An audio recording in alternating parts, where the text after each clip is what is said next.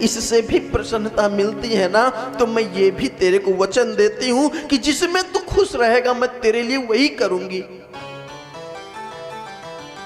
तब जाके मां कैकेयी ने इतना बड़ा संकल्प, उन्हें पता था, जब उन्होंने अपने वरदान रखे, महाराज दशरथ ने कहा कैकेयी तुम्हें राज्य चाहिए भरत के लिए तो मैं राज्य सहर्ष दे दूंगा, और राम को भी राज्य का कोई लोभ नहीं है, परंतु कैकेयी ये वनवास मत मांगो। राम अगर मेरे से दूर जाएंगे, राम यदि मेरे नजरों के से दूर होंगे तो मैं जीवित नहीं रहूंगा। महाराज चक्रवर्ती महाराज दशरथ जी ने कहा यदि राम वन चले गए तो मैं जीवित नहीं रहूंगा। मां कैकेयी ने कहा प्रभु यदि राम वन गए तो आप जीवित नहीं रहेंगे, और राम यदि वन नहीं गए अयोध्या रहेंगे तो मैं जीवित नहीं रहूंगी। यदि राम वन गए आप मर गए तो मैं ये कलंक सह लूंगी, और यदि मैं मर गई तो आप ये कलंक नहीं सह पाएंगे। लोग यही कहेंगे कि रघुकुल रीत सदा चली आई, ये बात झूठी हो जाएगी। क्यों? क्योंकि आपने मुझे वरदान नहीं दिया। मां कैकेयी ने कहा राम गए तो आप मरेंगे, यदि राम नहीं गए तो मैं मरूंगी। महाराज दशरथ जी विवश हो गए। तो जब आज वो घड़ी आई, मां कैकेयी से कभी बात नहीं किया भरत ने,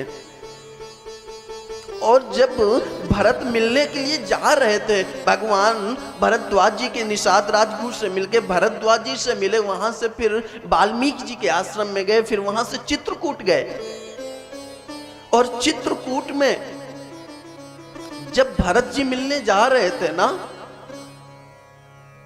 तो वहां पर सबसे पहले वो भरद्वाज जी के पास पहुंचे। भरद्वाज कहाँ निवास करते थे? तीर्थराज प्रयाग में।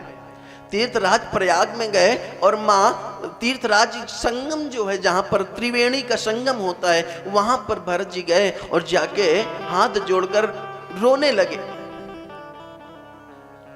बोले आप तीर्थराज प्रयाग हैं। माँ भगवती, माँ भागीरथी, माँ गंगा को प्रणाम किया। बोले माँ आपके तट पर जो आता है, आपके यहाँ जो स्नान करने आता है, आप उसकी हर कामना पूरी करते हो। माँ मैं रघुकुल से बिलोंग करता हूँ, मैं रघुकुल से मेरा संबंध है। हमारे यहाँ की प्रथा है कि हमारे यहाँ कभी कोई चीज मांगी नहीं जाती।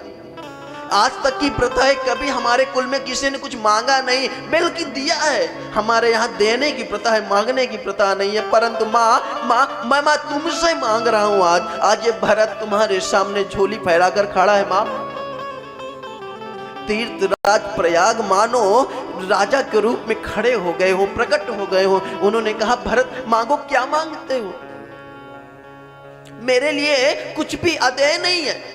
भरत ने कहा प्रभु हाँ मैं मांगूंगा, परंतु पहले मैं आपको ये बता दूं कि मुझे क्या नहीं चाहिए। मुझे चाहिए, लेकिन पहले मैं ये बता दूं आपको कि मुझे क्या नहीं चाहिए। मुझे धर्म नहीं चाहिए, मुझे अर्थ नहीं चाहिए, मेरी कोई कामना भी नहीं है। तीर्थराज प्रयाग ने कहा मैं चार ही चीज तो देता हूं, धर्म अर्थ काम मोक्ष, ये चार ही चीजें मेरे पास हैं, और भरत जी कह रहे हैं कि मैं ये नहीं लूंगा, फिर मेरे पास तो बचा क्या देने के लिए। भरत जी ने कहा प्रभु मुझे धर्म नहीं चाहिए, धर्म मेरे पास है, धर्म मेरे भाई ने लिया, धर्म का पालन भैया राम ने किया, सो उनको वन में जाना पड़ा। अर्थ की कामना मेरी माँ ने किया था, मेरी माँ ने मेरे लिए राज्य मांगा। देखो आज मैं भिखारी बन के आपके दरवाजे पर खड़ा हूं, तो मुझे अर्थ भी नहीं चाहिए। कामना मेरी माँ की थी कि मैं राजा बन जाऊं, आज मैं देखो जोगी बना आपके सामने खड़ा हूं, इसलिए मुझे कामना भी नहीं चाहिए। और मोक्ष, हम रघुवंशी हैं महाराज, हमें मोक्ष भी नहीं चाहिए। क्यों? क्योंकि हम सगुण उपासक हैं, और सगुण उपासक को मोक्ष की कामना नहीं होती, तो मुझे मोक्ष भी नहीं चाहिए।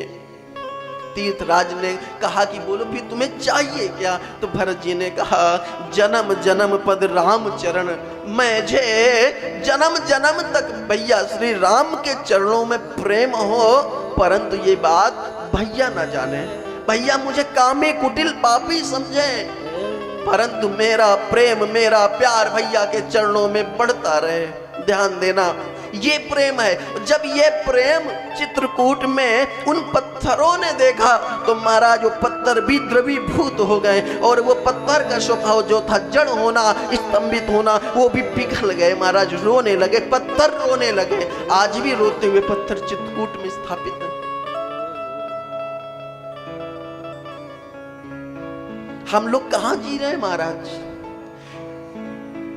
प्रेम क्या है, भक्ति क्या है, भगवान से क्या चाहिए? हमें भरत जी से सीखना चाहिए, माँ कैकेयी से सीखना चाहिए। दुनिया से उन्होंने अपराध, दुनिया से उन्होंने बुराई ले ली, परंतु राम को मर्यादा पुरुषोत्तम राम बना दिया। अयोध्या में होते तो सिर्फ राम, राजा राम कहलाए जाते, परंतु वनवास हो गया तो मर्यादा पुरुषोत्तम श्री राम हो गए।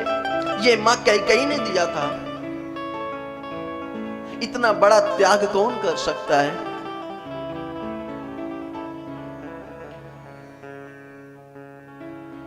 हम लोग सोचते हैं ना कि जीवन है तो मरण भी होगा, जीवन है तो एक दिन मर जाएंगे, इसलिए कुछ लोगों की मानसिकता होती है ना कि जीवन कम समय के लिए, इसको अच्छे से जी लो, बार बार जन्म नहीं मिलेगा। मुख्यतः मैं सुनता रहता हूँ लोगों के मुंह से, सच कहते हो, जन्म मिला है तो मृत्यु भी है। ये बात भगवान कृष्ण गीता में कहते हैं, जातस्य ही ध्रुवम जन्म और ध्रुवम मृत्यु जन्मस्य च। जिसका जन्म हुआ है उसकी मृत्यु भी होगी, ये निश्चित है। और लेकिन जिसकी मृत्यु होगी उसका जन्म भी होगा। अगर जिस करने के लिए ये शरीर मिला है वो ना करे और मर गए तो फिर आना पड़ेगा। कल की कथा में आपने सुना था 5 ज्ञानेंद्रियां थी, आंखें, कान, सब आपको बताया था। आंखों से यदि भगवान के दर्शन नहीं किए ना, यदि कानों से भगवान की कथा भजन नहीं सुने ना, तो मुझे फिर आना पड़ेगा यहां पर। यदि आपका मृत्यु हुई है तो आपका जन्म भी होगा, और जन्म हुआ है तो मृत्यु भी होगी। ये स्वामी राम सुखदास जी ने एक गीता पर टिप्पणी किया है, गीता का भाष्य उन्होंने खुद लिखा है। उसमें उन्होंने भी एक बहुत अच्छी बात लिखी है कि भाई मरने की बात करते हो, मरना तो निश्चित है, बस मरो तो सही। वो बांस भी कहीं ना कहीं खड़ा है जिसमें लिटा के आपको ले जाया जाएगा। वो दुकान भी कहीं ना कहीं खुली है जहां से अंतिम संस्कार के लिए कपड़ा आएगा। और वो वृक्ष भी कहीं ना कहीं खड़ा है जिसके द्वारा हमें जाया जाएगा उनकी लकड़ियों से। मरने की बात करते हो महाराज, मरना तो निश्चित है, क्योंकि दीपक यदि जलता है तो बुझना भी पड़ता है। क्यों? दीपक बुझने को जलता है, और मरण सदा से जीवन के ही आंचल में पलता है, दीपक बुझने को जलता है। दुनिया में सुखी है कौन भला, सुख पाकर न जिसे दुख पाना पड़ा। दुनिया में सुखी है कौन भला, सुख पाकर न जिसे दुख पाना पड़ा। कौन खिली कली गुलशन में, खिलकर न जिसे मुरझाना पड़ा। दुनिया की पुरानी रीत यही, जिसे आना हुआ उसे जाना पड़ा। दीपक बुझने को जलता है महाराज, सिर्फ शरीर छूटने की देरी है। बंदोबस्त बस विदिन 1 आवर्स, 1 घंटे में सारी तैयारियां होनी शुरू हो जाती हैं।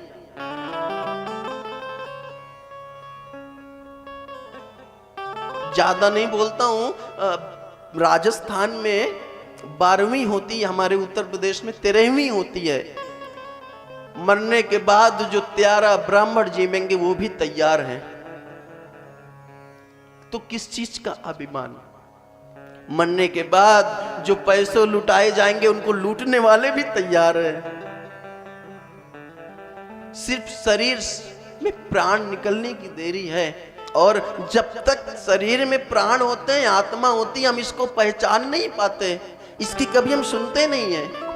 और जब ये निकल जाता है तब मरने के बाद राम